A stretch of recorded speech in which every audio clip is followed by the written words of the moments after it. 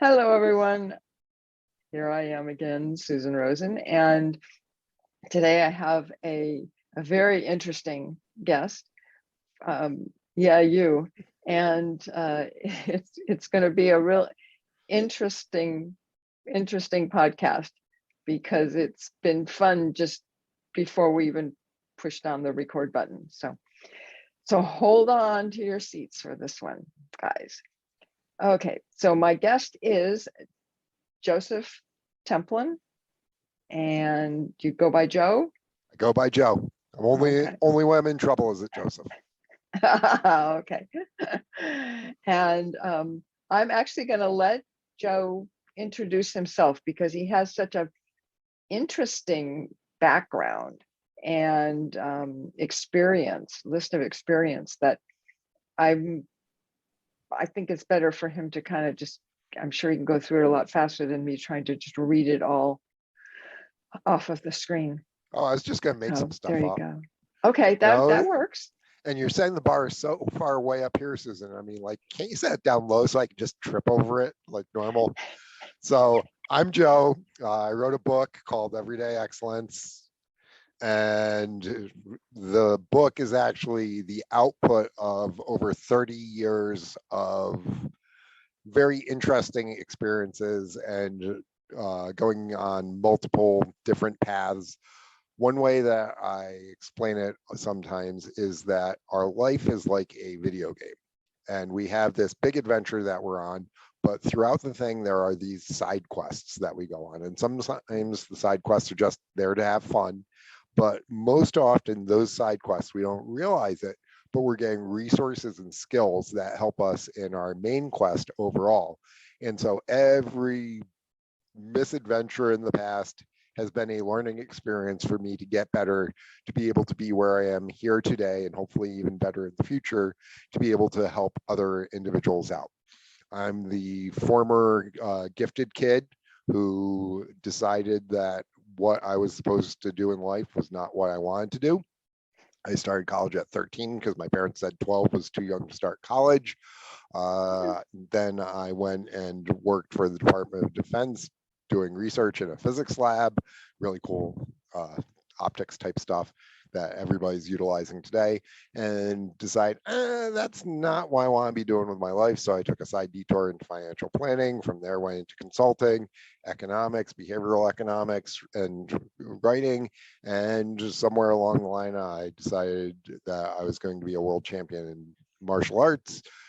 Started running because I hate running, and picked up a couple of ultra marathons, had a couple of kids along the way, and that's where we are today. I think that encompasses it, sort of. Yeah. Okay. And why, what brought you to writing Everyday Excellence? A car I drove on in, but that's not important right now. A car you did what? I drove in, but that's not important right now. Sorry, I sometimes airplane people, but as I said, I've got this very eclectic background: physics, finance, philosophy, and interests. And my brain in some ways is like a super saturated solution. So I've got all these different things that I've got a high curiosity factor. So all these things have just been stuck in my brain. And one of my friends who's an attorney is like, dude, you're not an advisor, you're not a consultant, you're not even really right. You're like a guru. You should like just run my life. And I laughed at him and, oh yeah, right, whatever. But that was another step. Like a seed. Yeah. Yes, almost like the seed crystal, because if you have a super saturated solution, it stays that way. It's actually holding too much stuff in it, whether it's sugar dissolved in water, or a cloud that's getting ready to have the cloud burst, or the human brain with just so much stuff in it. And then you have that Satori event, that seed crystal, which literally then causes everything to come on out. And so last year on March 24th, actually, I remember it because it's one of my close friends' birthdays. I was downstairs working out, I was throwing around the kettlebells, and I was listening to some Black Sabbath and some Jocko Willink going simultaneously because I have to multitask being ADHD. And all of a sudden, I was like, wow, whoa, okay, excellence is a daily habit. And everyday excellence requires every day doing the right things to slowly change your curve or Mm. compound over time. And literally, I put the kettlebell down, ran upstairs, sat down, and brain dumped out the basic idea of the book Uh-huh. and the overarching structure. And so that moment was 30 plus years in the making. And then Yeah. came the hard parts of writing the book and then eventually editing, marketing, and all that, which Yeah. is an Yeah. entire another adventure. I bet. Yes, it's like birthing a kid. I haven't done that one, so I can't talk Well, about neither it. have I actually. I've never done that, but yeah, but it's the But same kind of. in a lot of ways, it is similar because Yeah. you have this 9 month or so lead up. You have this big seminal event where it's a lot of pain, a lot of push, and that's done. And then you got another 18 years worth of learning new things and new adventures and some heartbreak and Mm. some super highs. And that's what's like Yeah. after the book is technically done, Right. when you have to edit and market and go and do all these other things to try and then take your baby and grow it into a Yeah. functional human being or a functional contributing member of the literary society. Yeah. Yeah. Oh, exactly. That's a Exactly. good analogy. Yeah. Yeah. And as you said, not having done it myself, it's all from the outside. I have one ask for you. Can you move your thing a little bit? You're doing a little It's kind of better. thing. Yeah, I think so. Maybe I just wanted to like hang out with some cats. Yeah, there you go. Did I mention that like I'm sort of ADHD? Oh, yeah, you did. Okay. That's okay. It's just a different way. It's just a different way of paying attention. That's all. That's right. And as I tell my autistic son, it's not better or worse, it's just different. So you have to understand how you learn, how you process, how you function, and Yes. be able to still function within the normal constraints of society because you have to live in that world, but you should be able to ultimately do it your own way and Yes. succeed on your own path. Yes. Yes. So And things there's like, here's my work for the day. Every single day, I take an index card, and I write down the top 4 or 5 things that I need to accomplish that day. uh-huh. And I can then go about my day in a little free-flowing way. So every single day, there's certain things that I do. Like I get up, I work out, I read every single morning, I write for a half hour or an hour using some habit stacking techniques from James Clear, things like that.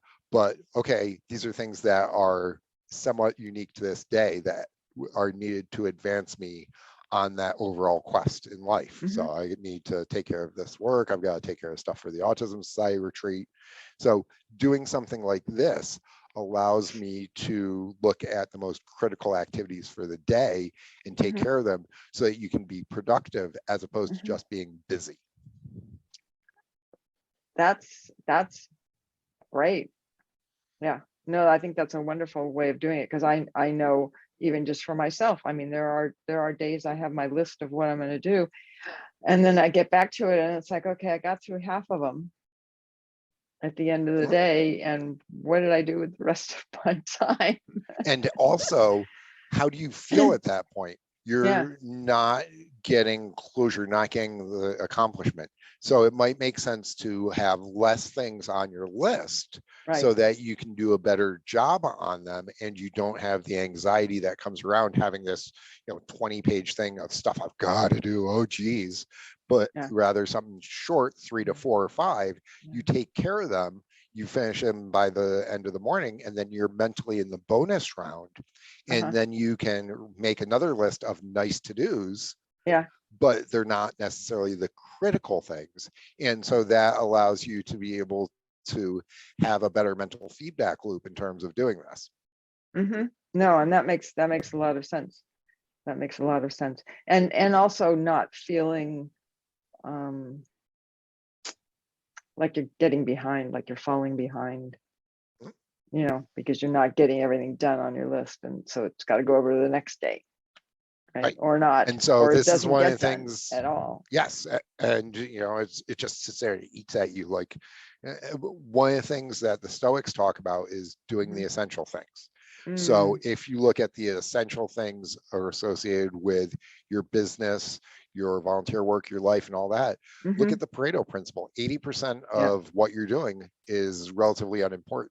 So if you can focus on doing the 20% that actually produces 80% of the results, you plow through those, then you can focus on the next level of things. Yeah, no, and that makes a lot of sense. Definitely. I have to keep reminding myself of that. I used to be a lot better about it. As I've gotten older, I get more lax on all this stuff.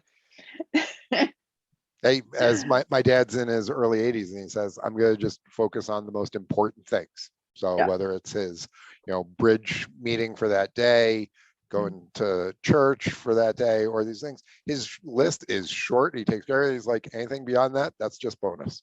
And that's the way that he's operated for a while. And so it's been a very good influence on me, is looking at the attitude of somebody who has been very successful, but is not the hyper driven sort of individual that I am. He's been very successful, but I'm off the chart when it comes to how driven I am overall for various reasons. If you want, I can lay on the couch and we can psychoanalyze me. But so I have had to learn to pull back and realize not everything has to be perfect all the time in a lot of ways. And having, kids is always a great influence on this, because no matter what your plans are, they will best them up. Oh, school's canceled again today because of COVID. Oh, I have a sick one, and these big meetings. Oh, you decided that you were going to throw up this morning, or what have you. So being able to still accomplish what you need to, but be more flexible around it, but still driven and be able to be hyper focused when you have to do stuff, that is a true balancing act of different skill sets that a lot of people have different components of it, but we all have the capability of being better across that spectrum. Well, and I think the thing that does come out of that, if people do start paying attention to it, is realizing what is important to you. That is the most important thing, because we can work incredibly hard on something that's important to somebody else, and it's not feeding our spirit. So this is that job that just beats you down, where it might be paying you a lot of money, or it might be giving you the benefits that you need, or what have you, but it's not advancing you as a human being. It's not regenerative. So it takes away your spirit and your strength. So Tim Ferriss, the author, talks about eustress and distress. And this is something that I talk about on a regular basis. Distress is where your body is signaling negatively. You're producing cortisol, you're getting tired. It takes a lot of emotional and physical energy. Eustress is where you're charged up. I have trouble sleeping on Sunday nights because I'm so excited to come to work on Monday mornings. In my free time, I don't sit on the couch and eat Cheetos. I go out and I do martial arts, or I'm training for an ultra marathon. Actually, I'm not right now because I got a broken leg. But yeah, so it's wonderful. It's a whole nother story, I can tell. Yeah, and forced rest is not a good thing for me. So I do these things that other people would consider very stressful, but to me, they actually are a form of recharge, because when I'm running, I'm not having to talk to individuals. I can think, but it's not the forced discipline of sitting there and writing all that. So I'm allowed to essentially play in my mind while my body's doing other things. So it's a very different sort of work, but it is a counterbalancing to the normal things that I do, and it allows me to be better. So with your listeners, in terms of resilience, one of the things that works really, really well is having these hobbies that are so different than what you're doing in terms of your normal work environment. And it gives you this outlet and recharge.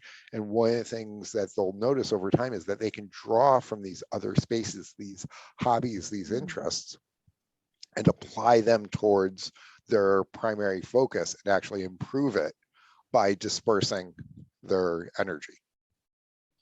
Wow. Okay. No, that makes a lot of sense.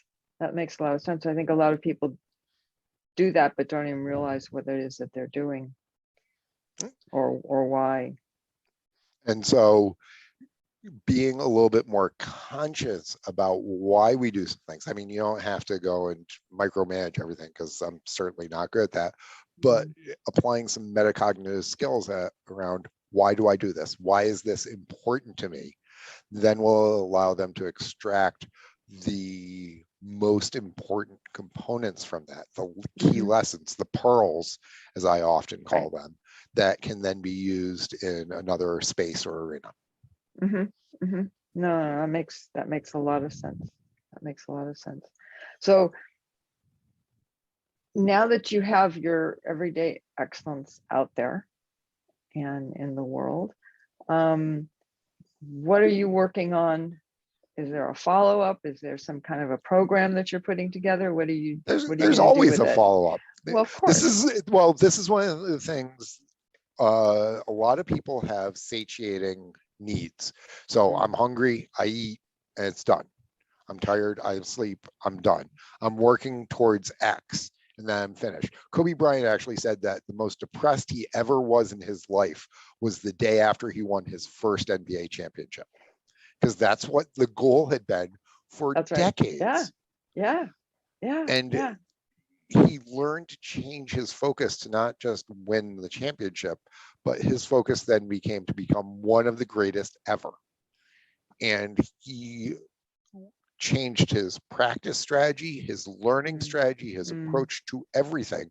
So it wasn't about winning a championship. It was becoming a multi-champion. It was getting the best out of himself and others. And that mindset he took into his other endeavors outside the baseball world. And it's very unfortunate. Basketball, thank you. Sorry, it's getting to be almost time for baseball season. And since there's the lockout, I'm concerned about it. No, huge Yankees fan, diehard Yankees fan. Okay. So it's a little bit tragic that he ended up passing on, because he was so well positioned to have a second life beyond basketball in so many different capacities, where his abilities would have translated into tremendous wealth, yes, but giving to others and what people could learn from the mindset that had made him spectacular. He would have been a great coach beyond the basketball court, because he could teach others the concepts that helped make him successful.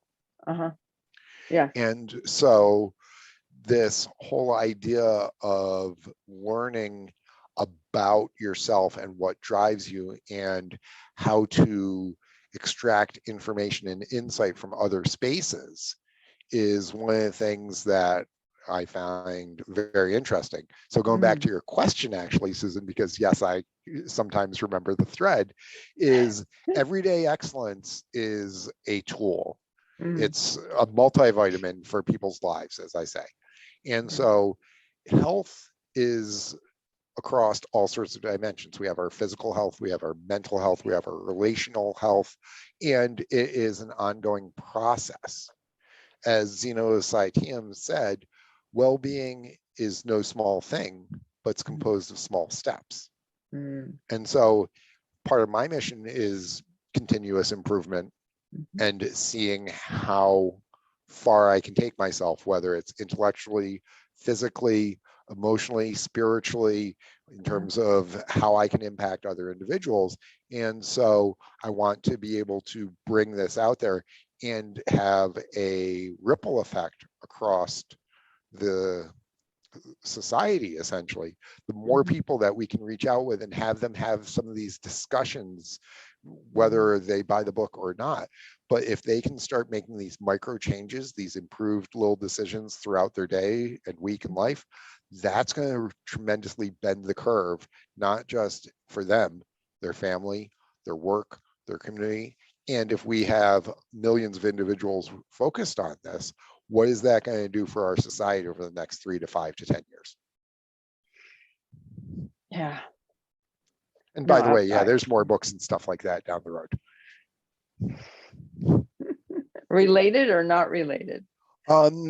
Sort of the same sort of concept, Okay. because when after I wrote the book, I was looking back to see what are some of the core concepts. What is this built around? And how does this reflect me and my philosophy? And it hit me, not quite like the thunderbolt of writing the book, but in discussions with a couple of friends who have very different mindsets from mine in a lot of ways. And it comes down to my real credo, and I actually call it a credo because I believe excellence as opposed to convenience. There's a story of Hercules when he was just a regular demigod before he went on the various adventures and had his 12 labors. And he came to a crossroads. And on one path was a goddess giving him earthly pleasures. He would basically rule as a king. He would have all of his desires, everything that he wanted, a life of ease. And within 3 generations, his name would be forgotten. The other path was the path of the trials, the difficulties, his 12 labors, loss, pain, suffering by choice. But that path led to immortality, to him taking his place among the Greek gods. And Hercules, when faced with this, chose the more difficult route.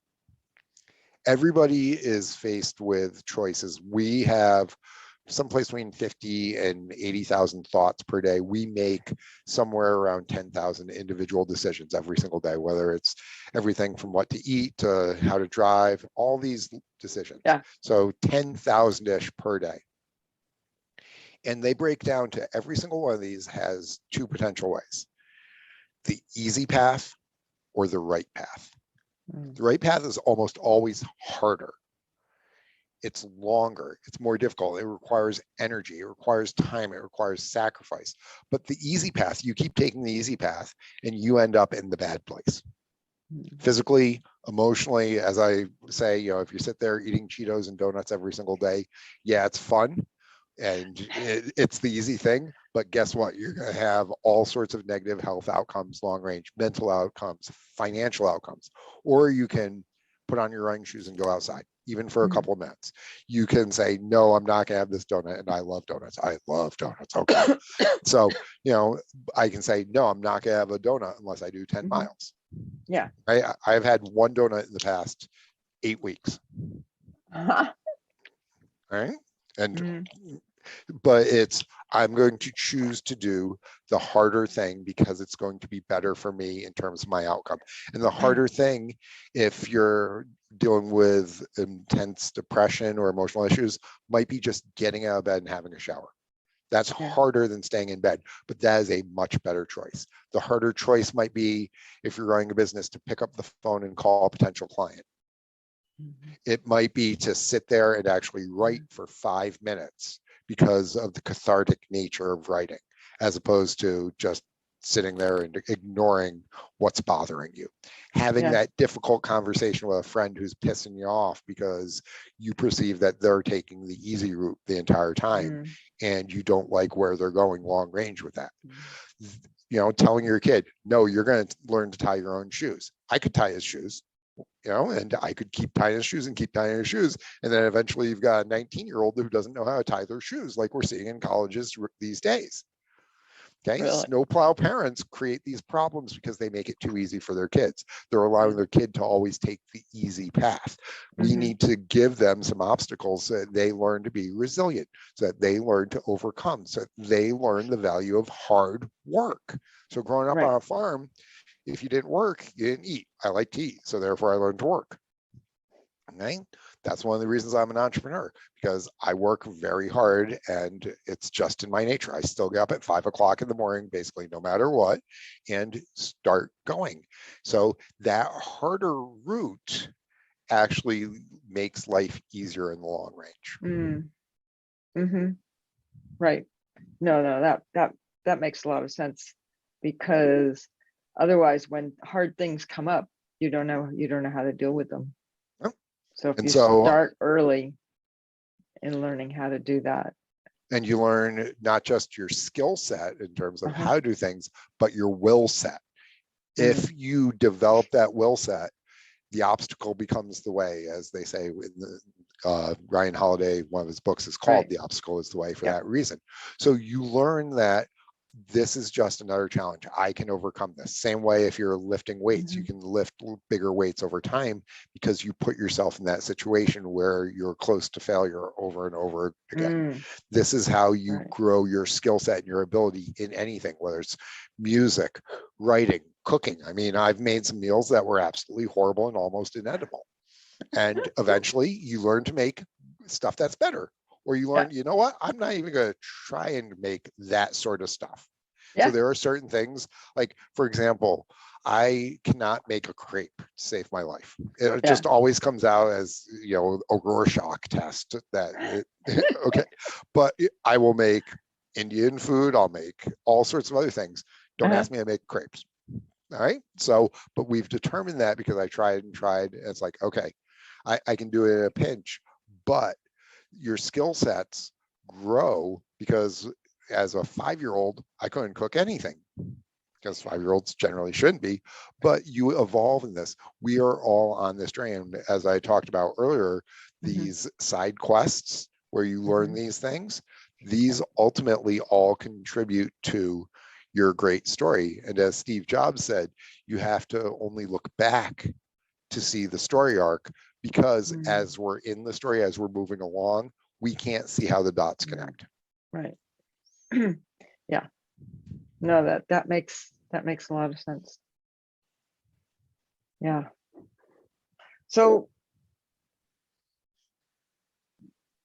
we'll come back around here, and how does your book support? How does it work in helping people to do all So these things you've been talking about? one of the things is that the book is designed to be a little bit like the Oracle of Delphi, in Okay. that you will take away from it what you need, Okay. because we are all looking at the world through our own lens, our own Oh my reticular God, yes. activation system. Mhm. So where I am today versus where I was when I was writing today's day of the book Yeah. 9 months ago, slightly different mindset. So when I go back and I read it, I'm taking something out of that. Somebody who's going through an emotional situation with their children will Mhm. look at it very differently than somebody who's going through an emotional situation through work. And it's Mhm. designed to be that, so that every single day somebody can look at it and find one thing that Mhm. they can work on to help themselves on that day. And if we're having this continuous improvement across multiple dimensions, whether today you're grabbing something for your mental health, tomorrow it's something in terms of your communication skills, another day it's something in terms of your work related. If you can continuously improve in one area every single day while not declining in your other ones, Mhm. looking back over a month, 3 months, 6 months, the growth of the individual overall, their strength, their resiliency is going to be a massive improvement. And so every single day, the book has a quote from somebody, Yeah. then about a page of discussion around that, where we go into some analysis and present different ideas, maybe some Uh-huh. other quotes that reflect it. But then there's an action item. Right. Every single day, there's an action item, because too many books are theoretical. They're like, Mm. ooh, think this, ooh, but there's no call to action in the end. And the Stoics talk about not being a pen and ink philosopher, where you actually do things. Yeah. And motivation actually comes from the word motivate, movement. So having something that's actually done, whether it's something little like smiling at 5 people today, or Uh-huh. something more complex and difficult like writing down every reason why you're upset with somebody and crossing them off the list and saying, I'm upset at you for this. I'm upset at you for doing this. I'm upset at you for doing this. Okay. That one's a little bit more emotionally intense than smiling at 5 people, but they both make you better and they make your interactions with others better, which then hopefully creates those ripple effects that spread across the universe. Mm-hmm. So you want to use an example from the book? Sure. Okay, choose a day. How about Your birthday. my birthday, March 29th. March 29th. Okay.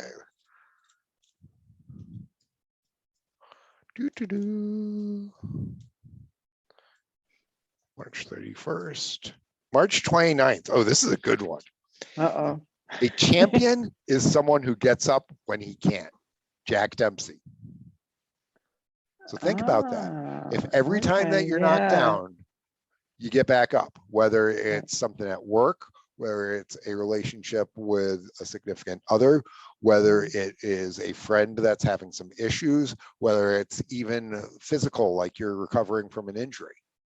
If every time you get knocked down, you push yourself back up and get off the canvas and keep fighting, guess what? You can't lose.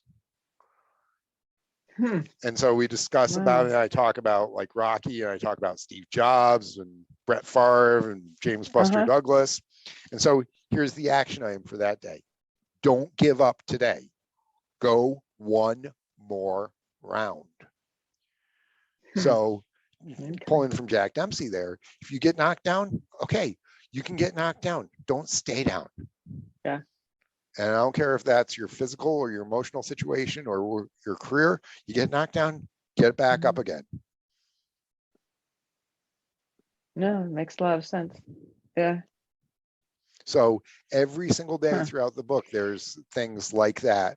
And so somebody reading that passage is going to bring their experiences That's right. to that, and then find within there the pearl that they need for that day.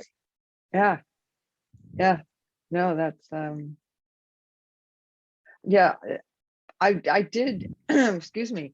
Like I told you, I did read through part of it, you know, and I really liked it. You know, it made me stop and think. You know, And that's a good thing.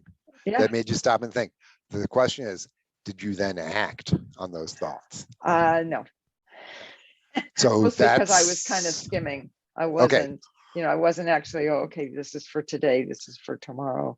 You know, there were too many of them that I kind of so that's through. why I tell people, so this is like your multivitamin. Take it every single day. Yeah. So I get up, I have my cup of coffee, I start my coffee pot because I leave half a cup, and then I have fresh coffee ready to go. So I prime the pump. I sit down, I read either the Daily Stoic or Robert Greene's Daily Laws, and then I read my page from the book. Even though I wrote the thing, I still read it every single day. It's like, ooh, that's gonna be tough to do. Ooh, that makes me think. So even though this is my creation, I brought this forward, doesn't mean that I can't benefit from it every single day like other individuals. And I'm actually in a discussion group right now that one of my friends put together, where every single day they post the page from that day, and there's discussion around it throughout the entire day. Wow, that's neat. What a neat idea. Yeah. And so some of the people in this group are 22-year-olds just out of college. And so their perspective is very, very different than mine as a almost 50-year-old guy with 3 kids. And so what they're seeing in it is very different than what I'm seeing, but I can learn from them. And so I become better. And that's the entire idea. Yeah. And them, and vice versa. You know, they can get your point of view on it as well. Yeah, and whenever they ask, well, what do you think about, you know, here, Joe? I'm like, well, what do you think? And I turn it back on them because, you know, I don't want them to get emotionally or mentally lazy. I want to hear and make them go through the work to develop the answers, because then those answers are so much more meaningful than me handing them to them. Yes, yes. And that they'll do something with it, especially if they see something, get an insight Exactly. There's around it. a mental bias where if you solve a problem, if you build something like IKEA, if you contribute to something, it has a much higher psychological value to you. And that's one of the reasons why the book is structured as it is it's not me standing there on my soapbox giving you all the answers, because I have no right to do that. I do, however, have the right to help make you think and give you questions and some guidance to do what's appropriate for you and your situation to achieve what you want out of life. Absolutely. Absolutely. Excuse me. And I think in some ways that's what comes to mind, is that a lot of parents with their kids say, oh, well, you need to do this. Oh, but you should do that. Right. And other than don't touch the stove kind of stuff, it's much more life-changing if you can have a discussion with the kids and the kids see from their own point of view. Yeah, no, that's not the right way for me to do it. And that stays with them a lot longer than us older people saying, no, don't do that. Don't do that. Oh yeah. When I told my mom that I wasn't going to remain a physicist, that I was going to go and build a finance career, she cried. She's like, I thought you were going to go be a physicist with Carl. I could, and it was 10 plus years later where she's like, yeah, I think you made the right choice. And then when I went and took this part of my quest of being a consultant and a writer, she's like, oh, why don't you get your PhD? I'm so disappointed. I'm like, Mom, I've got 4 master's degrees, okay? And yes, I will get my PhD eventually, because I'm tired of my friends, calling each other doctor and not calling me that. Well, But that's different. That's a different issue. and do you want me to lie on your couch again and talk about it? But I will do it my way, but it will be not necessarily in a subject that it was imposed upon me. It will be something that I've discovered gives me true meaning, and I'll be doing it my way, and I'll be able to make a better contribution to the universe than I could just being yet another lab rat. Absolutely. And so this is one of the things that I try and teach my kids, is that I'm going to give you parameters, and there's going to be some hard limits. Don't cross this line because it's dangerous or it's morally wrong or what have you. But within that, it's your job to figure it out. And over time, that space expands as their knowledge base expands. And I have just 2 real parameters with them. I don't care about my kids' grades. And this sounds weird, because I remember my dad saying, well, you only got a 98. Why it wasn't a 99? Yes, I'll lay on your couch. But I just tell my kids, I care about 2 things. I care about your effort, and I care about your attitude. Because if you have a good attitude towards what you're doing, even if you hate it, even if it's like cleaning out the stalls, it's going to be done right, and you're going to learn from it, and you're going to grow from it. And if you give me your best effort, I don't care if all you got was a 74, but that was the absolute best that you could do, because you were doing, it's outside your normal parameters, and you did everything you could leading up to it. I'm happier with that than a 99 where you're screwed around and you didn't give your best effort. Yeah. And they know it.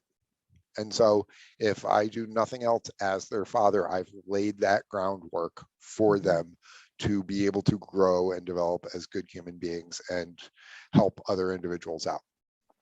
That's not that bad. No, I think that's excuse me. I think that's pretty good.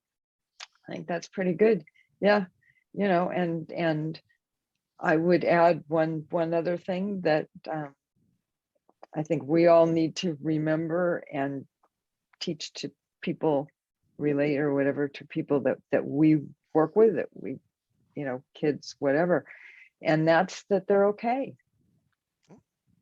There's so much in our society and culture that tells people that they're broken.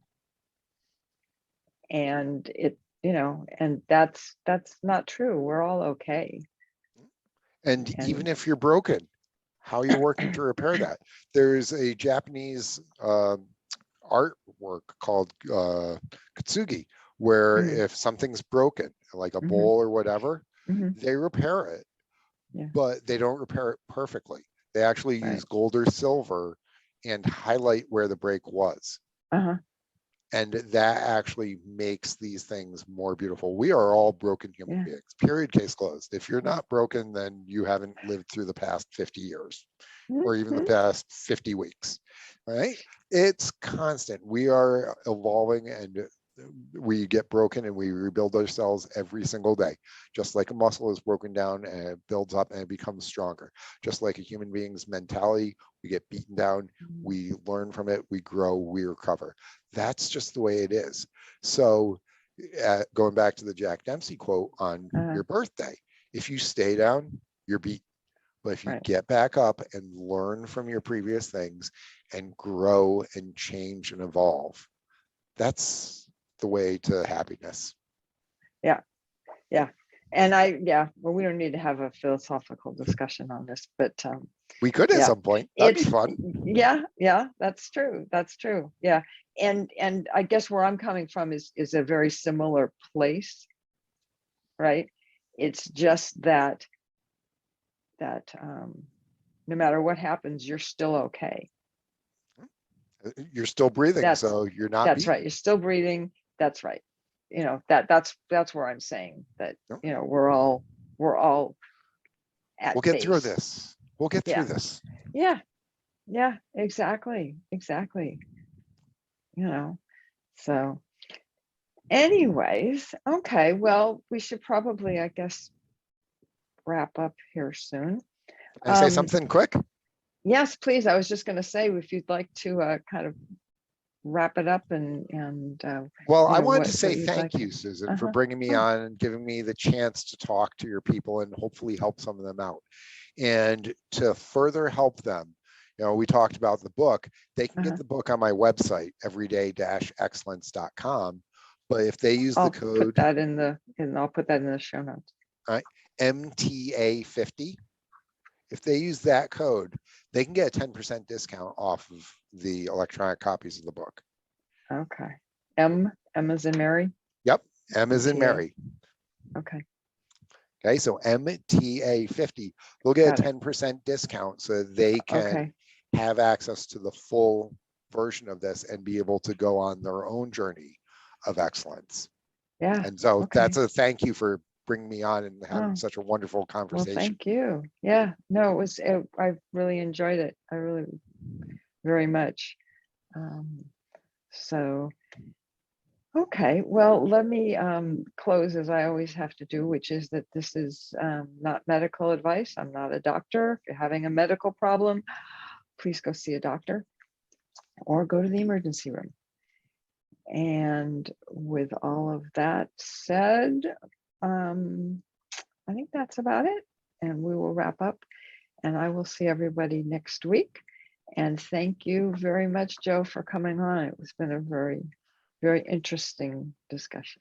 Susan, the pleasure is mine. Be excellent Mm. and grow today. Oh, thank you. I like that. I may copy that. Go ahead and steal it. I Use it. will. Yeah, no, I'm going to. I'm going to for sure. Awesome. Anything else that Okay. I can do to help you out with this? No, let me stop the recording. Oh, you don't want the bloopers? Bloopers are awesome.